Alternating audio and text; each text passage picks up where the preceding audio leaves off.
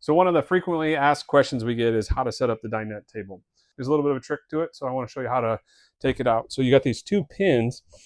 You just pull the pin out. There's one here. You want to keep your hand on it to keep the pressure down because we have two gas shocks that'll start to push it up. And it really makes it nice and easy because it's a nice solid surface table. It's not super light. So your hand is, I'm kind of pushing down as I then pull this next pin out. Okay, now I got both pins out. You can see it's already starting to push that up. So I just hold on to the pins. I put both my hands here because it'll start to go sideways if you're not cautious there. I can flip this leg out, and I just want to make sure it's going up straight and centering it. So if you're letting it, you don't have the two hands on it, it'll kind of go to the other one or the other side.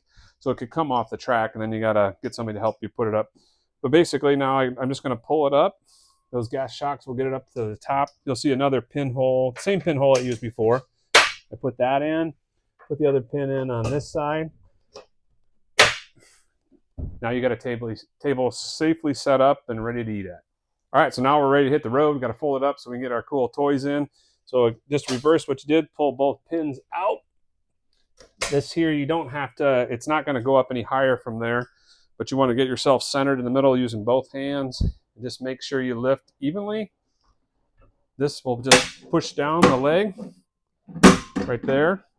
And then I'm going to, once I get it straight up and down, I take this and just get a pin in it and kind of find that spot, put it in there. Then I can walk over the other side, get the other pin in it, and we're good to go. Now you're ready to drive.